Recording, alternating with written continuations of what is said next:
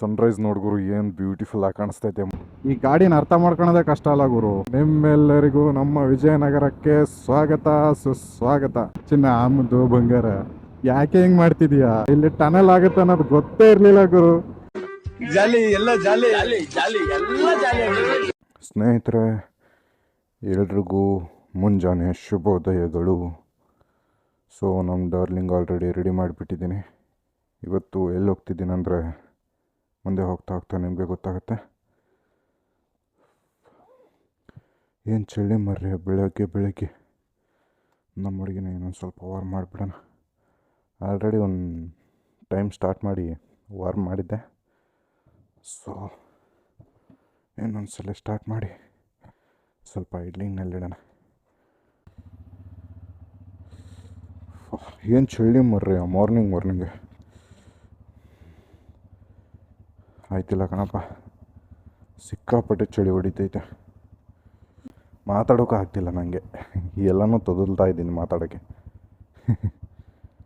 Hand gloves ಏನು ಇಷ್ಟೊಂದು ಟೈಟಾಗಿ ಬಿಟ್ಟವೇ, ಅಯ್ಯಪ್ಪ ತುಂಬ ದಿನ ಆಯ್ತಲ್ಲ ಯೂಸ್ ಮಾಡಿ, ಅದಕ್ಕೆ ಹಿಂಗಾಗ್ಬಿಟ್ಟಿದ್ದಾವೆ. ಓಹೋ, ಏನೋ ಒಂಥರ ಫೀಲ್ ಗುರು. ಈ ರೈಡಿಂಗ್ ಗೇರ್ಸ್ಗಳು ಹಾಕ್ಕೊಳಕ್ಕೆ ಒಂಥರ ಮಜಾ ಬರುತ್ತೆ. ಹಾಕ್ಕೊಂಡು ಗಾಡಿ ಮೇಲೆ ಕೂತ್ಕೊಂಡು ರೈಡ್ ಮಾಡ್ತಾಯಿದ್ರೆ ಕಾನ್ಫಿಡೆನ್ಸು ನೆಕ್ಸ್ಟ್ ಲೆವೆಲ್ ಕಾನ್ಫಿಡೆನ್ಸ್ ಸಿಗುತ್ತೆ. ವಿತೌಟ್ ರೈಡಿಂಗ್ ಗೇರ್ ಓಡಿಸುವಾಗ ಅಷ್ಟೊಂದೇನು ಕಾನ್ಫಿಡೆನ್ಸ್ ಇರಲ್ಲ. ಲೈಕ್ ಅದು ಬೇರೆ ಥರನೇ ಫೀಲು. ಓಕೆ, ಇಷ್ಟೇ ಇರಲಿ. ಆಹಾ, ಫುಲ್ ಹೆವಿ ಅಂದರೆ ಹೆವಿ ಟೈಟ್ ಆಗ್ತವೆ. ಓಕೆ, ಎಲ್ಲ ಸೆಟ್ ಆಯಿತು. ಇದು ಒಂದು ಬ್ಯಾಗ್ ಎಕ್ಸ್ಟ್ರಾ ಐತಿ, ಸರಿ ಇದೊಂದೇ ತೊಗೊಂಡೋಗ್ಬೇಕಿತ್ತೆ. ಸ್ನೇಹಿತರೆ, ಫೈನಲಾಗಿ ಕ್ಯಾಮ್ರಾ ಸೆಟ್ ಮಾಡ್ಕೊಂಡ್ವಿ. ಅಯ್ಯೋ, ಇದು ಒಂಥರ ರೋದನೆ ಗುರು. ಈ ಫುಲ್ ಕಾಂಕ್ರೀಟು ಮತ್ತು ಹಾಫ್ ಕಾಂಕ್ರೀಟ್ ಅವೇ ಚೆನ್ನಾಗಿ. Hand gloves full concrete. ನೀನ್ ಈ ತರ ಬಿಗಿ ಅಂತ ಬಿಕ್ಕಳ್ತಾ ಇದ್ರೆ ನನಗೆ ಅಂತ ತಿಕ್ಕಲಿ ಹಿಡಿಯುತ್ತೆ. Okay, let's go ಬೇಬೆ. 5 ಗಂಟೆಗೆ ಹೋಗ್ಬೇಕು ಅನ್ಕೊಂಡೆ, ಇಲ್ಲೇ 6 ಗಂಟೆ ಆಯಿತು. ಸೊ ಸ್ನೇಹಿತರೆ, ನಮ್ಮ ಜರ್ನಿ ಇವಾಗ ಸ್ಟಾರ್ಟ್ ಆಯಿತು ಇಲ್ಲಿಂದ. ಇದೊಂದು ಲಾಂಗ್ ರೈಡ್ ಹೋಗ್ತಾ ಇದ್ದೀವಿ. So up to 350 something kilometres ಆಗುತ್ತೆ. ಸೊ ಇವತ್ತು ಆ್ಯಕ್ಚುಲಿ ನಾನು ಮನೆಗೆ ಹೋಗ್ತಾ ಇರೋದು. ತುಂಬ ದಿನ ಆಯಿತು ಮನೆಗೆ ಹೋಗಿ, ನಿಯರ್ಲಿ ಒಂದು 3-4 ಮಂತ್ಸ್ ಆಯ್ತು ಅನಿಸುತ್ತೆ. ಲಾಸ್ಟ್ ಟೈಮ್ ಮನೇಲಿ ಒಂದು ಫಂಕ್ಷನ್ ಮಾಡಿದ್ವಿ, ಅವತ್ತೇ ಹೋಗಿದ್ದು. ಸೊ ಅದು ಬಿಟ್ಟರೆ ಇವಾಗಲೇ ಹೋಗ್ತಾ ಇರೋದು. ತುಂಬ ದಿನ ಆಗೋಗಿದೆ ಮನೆಗೆ ಹೋಗಿ. ಸೊ ಅದಕ್ಕೆ ಇವಾಗ ಮನೆಗೆ ಹೋಗ್ಬಿಡೋಣ ಒಂದು 5-6 ದಿನ. ಏನು ಸೌಂಡು ಗುರು, ಬೆಳಗ್ಗೆ ಗಾಡಿ ಸೌಂಡ್ ಕೇಳೋಕೆ ಏನೋ ಒಂಥರ ಇಂಪು ಅನಿಸುತ್ತೆ. ಇನ್ನು ನೋಡಿ, ಇನ್ನೂ 4 ನಿಮಿಷ ಇದೆ 6 ಗಂಟೆಗೆ. ಸೊ ಇವಾಗ ಇನ್ನೂ ಇಷ್ಟೊಂದು ಕತ್ಲಿದೆ. ಸೊ ಸ್ನೇಹಿತರೆ, ಇವಾಗ ಘಾಟ್ ರೋಡ್ನ ಎಂಟರ್ ಆಗಿದ್ದೀವಿ. ಇನ್ನು ಯಾದಗಿರಿ 25 ಕಿಲೋಮೀಟರ್ಸ್ ಇದೆ. ಏನು ಚಳಿ ಮಾರ್ರೆ, ಮಾತಾಡೋಕ್ಕಾಗ್ತಿಲ್ಲ ನನಗೆ, ತಡ್ಕೊಳಕ್ಕಾಗ್ತಿಲ್ಲ. 60 ಕ್ರಾಸ್ ಮಾಡೋಕ್ಕಾಗ್ತಿಲ್ಲ ಬೈಕ್ನ. ಯಪ್ಪ, ಸ್ಟಿಲ್ಲು 6 ಗಂಟೆ ಆದ್ರೂ ಇಷ್ಟೊಂದು ಚಳಿ ಹೊಡಿತೈತೆ. ಇವಾಗ 6:30, 6:39. ಎಂಥ ಚಳಿ ಹೊಡಿತೈತೆ ಅಂದರೆ ಕೈಯೆಲ್ಲ ಹಿಡ್ಕೊಂಡ್ಬಿಟ್ಟಿದ್ರೆ ಫೋಲ್ಡ್ ಮಾಡೋಕ್ಕಾಗ್ತಿಲ್ಲ ಫಿಂಗರ್ಸ್ನ. ಸನ್ರೈಸ್ ಆಗುತ್ತೆ ಅಂತ ಕಾಯ್ತಾ ಇದ್ದೀನಿ. ಸ್ಟಾರ್ಟ್ ಆಗಿದೆ ಆಲ್ರೆಡಿ ಸನ್ರೈಸು ಈ ಸೈಡು. ಎಲ್ಲಾದರೂ ಒಂದು ವ್ಯೂ ಸಿಗುತ್ತೆ ಅಂತ ವೆಯ್ಟ್ ಮಾಡ್ತಾ ಇದ್ದೀನಿ. ವ್ಯೂಸು ಸಿಗ್ತಾ ಇಲ್ಲ. ಮಳೆಗಾಲದ ಚೆನ್ನಾಗಿ ಕಾಣಿಸುತ್ತೆ. ಇದೊಂದು 7 ಕಿಲೋಮೀಟ್ರ್ ಸ್ಟ್ರೆಚ್ ಇದೆ ಇದು. ಸೊ ಚೆನ್ನಾಗಿರುತ್ತೆ ಆ್ಯಕ್ಚುಲಿ ಇದು ಮಳೆಗಾಲದಲ್ಲಿ. ಬಟ್ ಸಮ್ಮರಲ್ಲಿ ಮಾತ್ರ ಬರೋಕ್ಕೆ ಹೋಗ್ಬಿಡ್ರಿ, ಎಲ್ಲ ಕಡೆಗೆ ನೀರು ಬರ್ತವೆ. ಅದರಲ್ಲೂ ಈ ಗುಲ್ಬರ್ಗ, ರಾಯಚೂರು, ಯಾದಗಿರಿ ಭಾಗದಲ್ಲಿ ಯಾವ ಲೆವೆಲಿಗೆ ಬಿಸಿಲು ಹೊಡಿತೈತೆ ಅಂದರೆ ಈಗ ಮಗ ಯಾವುದು ಗೊತ್ತಾಗಲ್ಲ, ಆ ಲೆವೆಲಿಗೆ ಬಿಸಿಲು ಹೊಡಿತೈತೆ. ಏನು ಚಳಿ ಆಗ್ತೈತೆ ಗುರು. ಥರ್ಮಲ್ ಲೈನರ್ ಹಾಕ್ಕೊಂಡಿದ್ದೀನಿ, ಅದ್ರ ಮೇಲೆ ರೈಡಿಂಗ್ ಜಾಕೆಟು, ಎರಡೂ ಹಾಕ್ಕೊಂಡ್ರೂ ಇಷ್ಟೊಂದು ಚಳಿ ಆಗ್ತೈತೆ. ನನಗೆ ತಡ್ಕೊಳಕ್ಕಾಗ್ತಿಲ್ಲ, ನಾನೇ ಇಷ್ಟೊಂದು ಚಳಿ ಆಗ್ತೈತೆ. ನಾರ್ಮಲಾಗಿ ಹೋಗ್ತಿರೋರ ಕತೆ ಏನು ಅಂತ. ಓಹ್, ಒಳ್ಳೆ ಪಾಯಿಂಟ್ ಸಿಕ್ತು ಗುರು. ಒಳ್ಳೆ ಸನ್ರೈಸು. ಒಂದು ಒಳ್ಳೆ ಫೋಟೋ ಕ್ಲಿಕ್ ಮಾಡ್ಕೊಂಡು ಹೋಗುವ. ಏನು ಸಖತ್ತಾಗಿ ಕಾಣಿಸುತ್ತೆ ಇಲ್ಲಿಂದ. ಆ್ಯಕ್ಚುಲಿ ಮಳೆ ಟೈಮಲ್ಲಿ ಇದು ಸಖತ್ ಕಾಣಿಸುತ್ತೆ ಇಲ್ಲ. ಸನ್ರೈಸ್ ನೋಡ್ಗುರು ಏನು ಬ್ಯೂಟಿಫುಲ್ಲಾಗಿ ಕಾಣಿಸ್ತೈತೆ ಮಾರ್ನಿಂಗೆ. ಏನು ಕಾಣಿಸುತ್ತೆ ಗುರು ನಮ್ಮ ಬೇಬಿ, ಎಷ್ಟು ಮುದ್ದಾಗಿದೆ ನೋಡಿ ಅಲ್ಲ, ನೋಡೋಕ್ಕೆ ಎರಡು ಕಣ್ಣು ಸಾಕಾಗ್ತಿಲ್ಲ ನನಗೆ. ಸನ್ರೈಸ್ ಏನು ಬ್ಯೂಟಿಫುಲ್ ಆಗಿದೆ ಗುರು. ಅಯ್ಯಪ್ಪ, ಸನ್ರೈಸ್ ನೋಡ್ಕೊಂತ ನಾನು ಸನ್ಸೆಟ್ ಆಗಿಬಿಡ್ತಿದ್ದೆ. ಏನು ಬ್ಯೂಟಿಫುಲ್ ಆಗೈತೆ ನೋಡ್ರಿ. ಮಾರ್ನಿಂಗ್ ಈ ಥರ ವೈಬ್, ಒಂಥರ ಪಾಸಿಟಿವ್ ವೈಬ್ಸ್ ಇದೆಯಲ್ಲ, ಏನೋ ಒಂಥರ ಆ ಕಲರ್ ಇದೆಲ್ಲ ನೋಡೋಕ್ಕೆ ಒಂಥರ ಚೆಂದ ಅದು. Last time Hubballi Murudeshwar trip ಹೋದಾಗೆ ರಿಟರ್ನ್ ಬರೋವಾಗ ಫುಲ್ ಟೈರ್ಡಾಗಿ, ಅವಾಗ ಬೇರೆ ಸಮ್ಮರ್ ಸ್ಟಾರ್ಟ್ ಆಗಿತ್ತು ಅವಾಗಿನ. ಸೊ ಸಿಕ್ಕಾಪಟ್ಟೆ ಬಿಸಿಲು ಹೊಡಿತಿತ್ತು. ಸೊ ಟಯರ್ಡಾಗಿದ್ವಿ. 3 days ರೈಡ್ ಮಾಡಿ 4th day ರಿಟರ್ನ್ ಹೋಗ್ತಾಯಿದ್ವಿ ಸಡಮ್ಗೆ. ಹೋಗ್ತಾ ಇರುವಾಗ ಈ ಮರ ತುಂಬ ಹೆಲ್ಪ್ ಆಯಿತು. ಬಂದ್ವಿ, ಫುಲ್ ಟಯರ್ಡ್ ಆಗಿಬಿಟ್ಟಿತ್ತು. ಇಲ್ಲೊಂದು 1/2 hour ನಿಲ್ಲಿಸಿ ರೆಸ್ಟ್ ಮಾಡಿ ಹೋಗಿದ್ವಿ. ಈ ಮರ ನೋಡಿದಾಗೆಲ್ಲ ನನಗೆ ಅದೇ ನೆನಪಾಗುತ್ತೆ. ಸೊ ಮೆಮೊರೀಸ್ ಹಾಗೆ. 8 ಗಂಟೆ 8:30 ಆಗಿದೆ ಇವಾಗ. ಇನ್ನೂ ಮಂಜು ಕಾಣಿಸ್ತೈತೆ ಅಲ್ಲಿ. ಬಿಫೋರೆಲ್ಲ ಒಂದು ದಪ್ಪನ ಹಗ್ಗ ತೊಗೊತಿದ್ದೆ, ಈ ಎಮ್ಮೆ ಕಟ್ತಾರಲ್ಲ ಎಮ್ಮೆಗೆ ಹಾಕ್ಳೋಕ್ಕೆ, ಆ ಥರ. ಇವಾಗ ಈ ಥರದ್ದೊಂದು, ಇದು ಆ್ಯಕ್ಚುಲಿ ನೈಟ್ ಪ್ಯಾಂಟ್ ಲೇಸ್. ಇದು ಎರಡು ಲೇಸ್ ಎಷ್ಟು ಫಿಟ್ ಕೊಡುತ್ತೆ ಅಂದರೆ ಲಿಟ್ರಲಿ ನಾನೇ ರಿಮೂವ್ ಮಾಡೋವರೆಗೂ ಲೂಸ್ ಆಗಲ್ಲ, ಅಷ್ಟು ಪರ್ಫೆಕ್ಟ್ ಆ್ಯಂಡ್ ಫಿಟ್ ಕೊಡುತ್ತೆ. ಈ ತರ ಒಂದು ಮ್ಯಾಟ್ರೇ ನಮಗೆ ಗೊತ್ತಿಲ್ವಲ್ಲಣ್ಣ. ಅದೇ ಬೆಸ್ಟು. ಸುಮ್ಮನೆ ಇದು low budget waste night pant ಇರುತ್ತಲ್ವ, ಅದ್ರನ್ನು ತೊಗೊಂಬಿಡೋದು ಲೇಸು. ಸೊ ಬ್ರೇಕ್ ತೊಗೊಂಡಿದ್ದು ಸಾಕು, ಹೋಗೋಣ ಬರ್ರಿ. ಸಿಕ್ಕಾಪಟ್ಟೆ ಹಂಗ್ರಿ ಆಗ್ತಿದ್ದೆ, ನಂಗಂತೂ ತಡ್ಕೊಳಕ್ಕಾಗ್ತಿಲ್ಲ ಹಸುವು. ನೈಟ್ ಬೇರೆ ಸಖತ್ತಾಗಿ ಊಟ ಮಾಡಿದ್ದೆ, ಇವಾಗ ಫುಲ್ ಹಸುವಾಗ್ತೈತೆ. ಅದೇನೋ ಗೊತ್ತಿಲ್ಲ, ತುಂಬ ಸರಿ ಅಬ್ಸರ್ವ್ ಮಾಡಿದ್ದೀನಿ ನಾನು. ನೈಟ್ ಚೆನ್ನಾಗಿ ಊಟ ಮಾಡಿದೆ, ಹೊಟ್ಟೆ ತುಂಬ ಊಟ ಮಾಡಿದೆ, ಫುಲ್ ಆಗೋ ಥರ. ಒಂದು 2 hours ವಾಕ್ ಮಾಡಬೇಕೀಗ ಅನ್ನೋ ಥರ ಹೆವಿ ಊಟ ಮಾಡಿದೆ ಅನ್ಕೊ ನೈಟು. ಮಾರ್ನಿಂಗು 5ಗೆ 6ಗೆ ಹೆವಿ ಹಸುವಾಗ್ಬಿಡುತ್ತೆ. ಅದರಲ್ಲೂ ಎಕ್ಸ್ಪೆಷಲಿ ನಾನ್ ವೆಜ್ ಏನಾದರೂ ಊಟ ಮಾಡಿದರೆ ಸೊ ಹೆವಿ ಅಂದರೆ ಹೆವಿ ಹಸುವಾಗುತ್ತೆ ಗುರು, ತಡ್ಕೊಳಕ್ಕಾಗಲ್ಲ ಲಿಟ್ರಲಿ. ಚೈನ್ದು ಹೆವಿ ಪ್ರಾಬ್ಲಮ್ ಈ ಬೈಕಲ್ಲ ಅಂತ ನನಗೆ.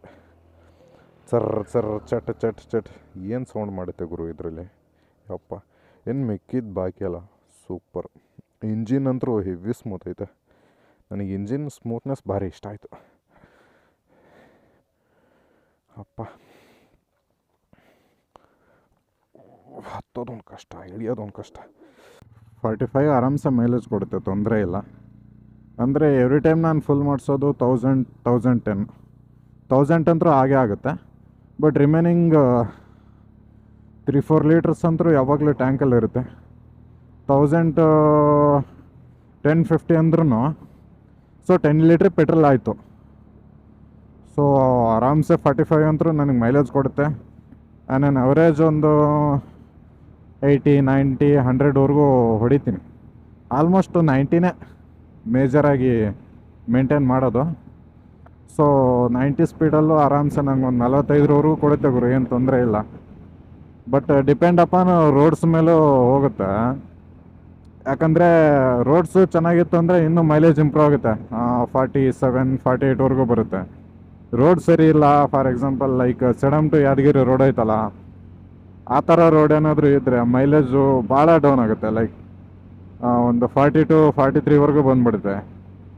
ಯಾಕಂದರೆ ಕಂಟಿನ್ಯೂಸ್ ಆಗಿ ಗೇರ್ ಚೇಂಜ್ ಮಾಡೋದು ಆಗುತ್ತಲ್ವಾ, ಹಾಗಾಗಿ ಮೈಲೇಜ್ ಭಾಳ ಡ್ರಾಪ್ ಆಗಿಬಿಡುತ್ತೆ. ಸೊ ಅದು ಒಂದು ಮೇಜರ್ ಡಿಸ್ಅಡ್ವಾಂಟೇಜು. ಸೊ ಈ ಥರ ರೋಡ್ ಕ್ಲೀನ್ ಇತ್ತು, ನೈಸ್ ಆಗಿತ್ತು, ಪದೇ ಗೇರ್ ಚೇಂಜ್ ಮಾಡೋಲ್ಲ ಅಂದರೆ ಮೈಲೇಜ್ ಆರಾಮ್ಸೆ ಒಂದು 46, 47 ಇರುತ್ತೆ. ಅದರಲ್ಲೂ ನಾವೇನಾದರೂ ಸ್ಪೀಡ್ ಒಂದು 60-70 ಮೇಂಟೈನ್ ಮಾಡಿದರೆ ಆರಾಮ್ಸೆ ಲೈಕ್ ಒಂದು 50ವರೆಗೂ ಕೊಡುತ್ತೆ. ಸ್ಟಾರ್ಟಿಂಗ್ ಅಂದರೆ ಬಿಫೋರ್ 10,000 ಕಿಲೋಮೀಟ್ರ್ ಆಗೋವರೆಗೂ ನಾನೊಂದು ಒಂದು 60 ಮೇಲೆ ರೈಡ್ ಮಾಡಿರಲಿಲ್ಲ, 60 ಸ್ಪೀಡ್ಗಿಂತ ಜಾಸ್ತಿ ರೈಡ್ ಮಾಡಿರಲಿಲ್ಲ. ಸೊ ಅವಾಗೆಲ್ಲ ನನಗೆ 52 53ವರೆಗೂ ಕೊಟ್ಟಿದ್ದೆ, ಚೆನ್ನಾಗಿ ಕೊಟ್ಟಿದ್ದೆ ಮೈಲೇಜು. ಇವಾಗ ಆಲ್ರೆಡಿ ಒಂದು 22K ಕಿಲೋಮೀಟರ್ಸ್ ಕಂಪ್ಲೀಟ್ ಆಗಿದೆ. ಸೊ ಇವಾಗ ಆನ್ ಆನ್ ಅವರೇಜ್ ಒಂದು 90 80 100 ಸ್ಪೀಡ್ ಮೇಂಟೈನ್ ಮಾಡ್ತೀನಿ. ಸೊ ನಂಗೊಂದು 45ವರೆಗೂ ಕೊಡುತ್ತೆ ಗುರು, ಮೋಸ ಇಲ್ಲ. ಮಿನಿಮಮ್ ಏನಿಲ್ಲ ಅಂದ್ರೂ 43 44 ಫಿಕ್ಸು. ಇಂಜಿನ್ ವೈಸ್ ಹೇಳ್ಬೇಕಂದ್ರೆ ಇಂಜಿನು ಸ್ಮೂತಾಗಿದೆ ನನಗೆ, ಅಷ್ಟೊಂದು ವೈಬ್ರೇಷನ್ ಇಲ್ಲ ಕಂಪೇರ್ ಮಾಡಿದರೆ. ಈ FG ಆಗಿರ್ಬೋದು, ಆಮೇಲೆ NS, ಕೆಲವು ಬೇರೆ ಬೈಕಿಗೆಲ್ಲ ಕಂಪೇರ್ ಮಾಡಿದರೆ ಸ್ಮೂತ್ ಇದೆ ಇಂಜಿನು. ಆಮೇಲೆ ಕ್ಲಚ್ಚು ಇನ್ನೂ ಸ್ಮೂತ್ ಇದೆ ಗುರು. ಆಮೇಲೆ ಮೇಜರ್ ಏನು ಪ್ರಾಬ್ಲಮ್ ಅಂದರೆ ಚೈನ್ದೆ, ಹೆವಿ ಸೌಂಡ್ ಮಾಡುತ್ತೆ ಚೈನು. ಸೊ ಸ್ನೇಹಿತರೆ, ಸೊ ಆಲ್ಮೋಸ್ಟ್ ಹೊಸಪೇಟೆ ಟನಲ್ ಹತ್ರ ಬಂದಿದ್ದೀವಿ, ಇನ್ನೊಂದು ಸ್ವಲ್ಪ ದೂರ ಅಷ್ಟೇ. ಸೊ ಆವಾಗಲೇ ವಿಡಿಯೋ ಮಾಡ್ತಾಯಿದ್ದೆ, ಏನಾಯಿತು ಅಂದರೆ ಸ್ಟೋರೇಜ್ ಫುಲ್ ಆಗಿಬಿಡ್ತು ಸಡನ್ನಾಗಿ. ಸೊ ಅದು ಓಲ್ಡ್ ವೀಡಿಯೋಸಲ್ಲೆಲ್ಲ ಡಿಲೀಟ್ ಮಾಡಿಲ್ಲ, ಅವು ಹಾಗೆ ಇತ್ತು ಓಲ್ಡ್ ವೀಡಿಯೋಸು. ಸೊ ಇವಾಗ ಡಿಲೀಟ್ ಮಾಡಿದ್ದೀನಿ. ಒಂದು 20 GB ಏನೋ ಸಿಕ್ಕಿದೆ ಅಷ್ಟೇ. ತುಂಬ ವೀಡಿಯೋಸ್ ಇದೆ ಅದೆಲ್ಲ. ಸೊ ಅದನ್ನೆಲ್ಲ ಎಡಿಟ್ ಮಾಡಿಲ್ಲ, ಸ್ವಲ್ಪ ಹೆಲ್ತ್ ಇಶ್ಯೂ ಇರೋದಕ್ಕೆ ಹಾಗೆ ಬಿಟ್ಟಿದ್ದೆ. ಸೊ ಹಾಗಾಗಿ ಅದೆಲ್ಲ ಎಡಿಟ್ ಮಾಡಿ ಹಾಕಬೇಕು. ಸೊ ಓಲ್ಡ್ ವೀಡಿಯೋಸಲ್ಲೆಲ್ಲ ಜಾಸ್ತಿ ಇದೆ ಅದು. ಸೊ ಅದಕ್ಕೋಸ್ಕರ ಸಡನ್ನಾಗಿ ಸ್ಟೋರೇಜ್ ಫುಲ್ ಆಯಿತು, ಗೊತ್ತಾಗಲಿಲ್ಲ. ಸೊ ಇನ್ನೇನು ನಿಯರ್ ಬಂದ್ವಿ ಹೊಸಪೇಟೆ ಟನಲ್ ಹತ್ರ ನಾವು ಇವಾಗ. ಸೊ ಬನ್ನಿ ಟನಲ್ ತೋರಿಸ್ತೀನಿ ಹೆಂಗಿದೆ ಅಂದರೆ. ನಕ್ಕನ್ ಕ್ರೇಜಿ ಇದೆ ಟನಲ್ ಮಾತ್ರ, ಹೇಳ್ತೀನಲ್ಲ. ಸೊ ನೋಡಿ ಹೆಂಗೆ ಕಾಣಿಸುತ್ತೆ ನೋಡು ಗುರು, ನೋಡ ಎಷ್ಟು ಚೆಂದ ಅಲ್ಲ ನಮ್ಮ ಹೊಸಪೇಟೆ. ಸೊ ಸ್ನೇಹಿತರೆ, ಫೈನಲ್ ಆಗಿ ವಿಜಯನಗರಕ್ಕೆ ಬಂದಿದ್ದೀವಿ. ನಿಮ್ಮೆಲ್ಲರಿಗೂ ನಮ್ಮ ವಿಜಯನಗರಕ್ಕೆ ಸ್ವಾಗತ ಸುಸ್ವಾಗತ. ನೋಡ್ರಿ ಏನು ಸಖತ್ ಕಾಣಿಸುತ್ತೆ ಅಲ್ಲ. ಈ ಜೀವನದಾಗೆ ಕೆಲವೊಂದು ಆಸೆ ಇರ್ತವೆ, ಕೆಲವೊಂದು ಅನ್ಎಕ್ಸ್ಪೆಕ್ಟೆಡ್ ಥಿಂಗ್ಸ್ ಬರುತ್ತೆ. ಇಲ್ಲಿ ಟನಲ್ ಆಗುತ್ತೆ ಅನ್ನೋದು ಗೊತ್ತೇ ಇರಲಿಲ್ಲ ಗುರು. ಏನು ಫೀಲ್ ಕೊಡುತ್ತೆ ಗೊತ್ತಾ ಟನಲ್ಲು, ನಕ್ಕನ್ನು ಹೆವಿ ಫೀಲ್ ಕೊಡುತ್ತೆ ಗುರು. ಏನೋ ಒಂಥರ ಖುಷಿ, ನಮ್ಮ ಭಾಗದಲ್ಲೂ ಈ ಥರದ್ದು ಒಂದು ಐತಲ್ಲ ಅಂತ ಹೇಳ್ಬಿಟ್ಟು. ಸೊ ಇದು ಪಕ್ಕಕ್ಕೆ ಟನಲ್ ಪಕ್ಕಕ್ಕೆ ಇರೋದೇ ತುಂಗಭದ್ರಾ ಡ್ಯಾಮು, ಬ್ಯಾಕ್ ವಾಟ್ರ್ ಇದೆಲ್ಲ. ಇಲ್ಲಿಂದ ನಮ್ಮೂರು ಎಕ್ಸಾಕ್ಟಾಗಿ ಇನ್ನೂ 60 ಕಿಲೋಮೀಟರ್ಸ್ ಇದೆ, 60 ಕಿಲೋಮೀಟರ್ಸು. ಸೊ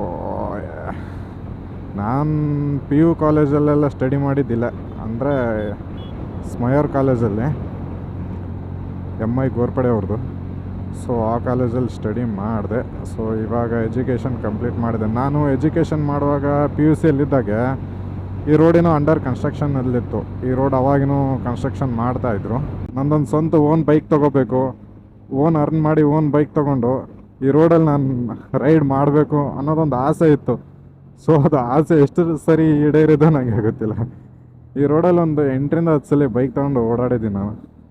ಪ್ರತಿ ಸಲ ಊರಿಗೆ ಹೋಗ್ಬೇಕಂದ್ರೂ ಇದೇ ಹೈವೇದಲ್ಲಿ ಹೋಗ್ಬೇಕಾ. ಈ ಗಾಡಿನ ಅರ್ಥ ಮಾಡ್ಕೊಳೋದೇ ಕಷ್ಟ ಅಲ್ಲ ಗುರು. ಒಂದ್ಸಲ ABS ಸಿಂಬಲ್ ಕಂಟಿನ್ಯೂ ತೋರಿಸುತ್ತೆ, ಮತ್ತು ಒಂದಷ್ಟು ಸ್ವಲ್ಪ ಬಂದು ಆಫ್ ಮಾಡಿ ಮತ್ತೆ ಆನ್ ಮಾಡಿದರೆ ಆಫ್ ಆಗುತ್ತೆ. ಒಂದಷ್ಟು ಸಲ ಇಂಜಿನ್ ಚೆಕ್ ಲೈಟ್ ತೋರಿಸುತ್ತೆ. ನಾ ಏನು ಮಾಡ್ಬೇಕು ಅದೇ ಅರ್ಥ ಆಗ್ತಿಲ್ಲ. ಚಿನ್ನ ಆಮದು ಬಂಗಾರ ಯಾಕೆ ಹೆಂಗೆ ಮಾಡ್ತಿದೀಯಾ? ಅಕೌಂಟಲ್ಲಿ ನೋಡಿದ್ರೆ ಬ್ಯಾಲೆನ್ಸ್ ಇಲ್ಲ, ನೀನು ನೋಡಿದ್ರೆ ಒಂದೊಂಥರ ವಿಚಿತ್ರವಾಗಿ ಆಡ್ತೀಯ. ಅರ್ಥ ಮಾಡ್ಕೊಳ್ಳೋದೇ ಕಷ್ಟ ಆಗೈತೆ ಗುರು ಇದನ್ನು. ಅಯ್ಯೋ, ಒಂದೊಂದು ಸಲ ಒಂದೊಂದು ಥರ ತೋರಿಸುತ್ತೆ. ನಾನು ಏನು ಮಾಡಬೇಕು ಅರ್ಥನೇ ಆಗ್ತಿಲ್ಲ. ಬ್ರೇಕ್ ಪ್ಯಾಡ್ ನೋಡಿದರೆ ಆಲ್ರೆಡಿ ಅವು ಮೊನ್ನೆ ರೀಸೆಂಟಾಗಿ 10,000ಗೆ ಚೇಂಜ್ ಮಾಡಿಸಿದ್ದೆ, ಚೆನ್ನಾಗೇ ಇದ್ವು, ಸರಿ ಇಲ್ಲ ಅಂತ ಹೇಳಿ ಚೇಂಜ್ ಮಾಡೋರೆ ಎಡವಟ್ಟು ಶೋರೂಮ್ನವರು. ಸೊ ಇವಾಗ ನೋಡಿದರೆ ಬ್ರೇಕ್ ಪ್ಯಾಡ್ ಹೋಗಿದ್ದಾವೆ. ಇದು ನೋಡಿದರೆ ABS ಸಿಂಬಲ್ ಕಂಟಿನ್ಯೂಸ್ ಆಗಿ ತೋರಿಸ್ತಾನೆ ಐತೆ. ಹಾಗೆ ಅದು ಆಫ್ ಆಗುತ್ತೆ, ನೆಕ್ಸ್ಟ್ ಅದಾದಮೇಲೆ ಇಂಜಿನ್ ಚೆಕ್ ಲೈಟ್ ತೋರಿಸುತ್ತೆ. ಸೊ ಏನು ಗುರು ಇದು ಗಾಡಿ. ಸೊ ಫೈನಲಿ ರೀಚ್ ಆದ್ವಿ. ಇಲ್ಲಿಂದ ಎಕ್ಸಾಕ್ಟಾಗಿ ಹೇಳ್ಬೇಕಂದ್ರೆ ಇನ್ನೂ ಒಂದು 5 ಕಿಲೋಮೀಟರ್ಸ್ ಇದೆ ನಮ್ಮ ಮನೆಗೆ. ಸೊ ಫೈನಲಿ ರೀಚ್ ಆಗ್ತಾ ಇದ್ದೀನಿ. ಮನೇಲಿ ಬೇರೆ ಬೈಕ್ ತೊಗೊಂಬರೋದು ಗೊತ್ತಿಲ್ಲ, ಹಿಂಗೇನಾದರೂ ಬೈಕ್ ತೊಗೊಂಡು ಬಂದಿರೋದು ಗೊತ್ತಾಗುತ್ತೆ. ಇವಾಗ ಹೋಗ್ತೇನಲ್ಲ ಬೈಕ್ ತೊಗೊಂಬಂದ್ಯಾ ಅಂತ ಹೇಳಿ ನಮ್ಮಮ್ಮ ಸರಿಗೆ ಉಗಿತಾರೆ, ಮಂಗಳಾರತಿ ಮಾಡ್ತಾರೆ. ಯಾರೆಷ್ಟೇ ಉಗಿದ್ರಿ ಏನೇ ಅಂದ್ರೂ ಒರೆಸ್ಕೊಂಡು ಮುಂದೆ ಹೋಯ್ತಾ ಇರೋದು ಅಷ್ಟೇ. ಸಿಂಪಲ್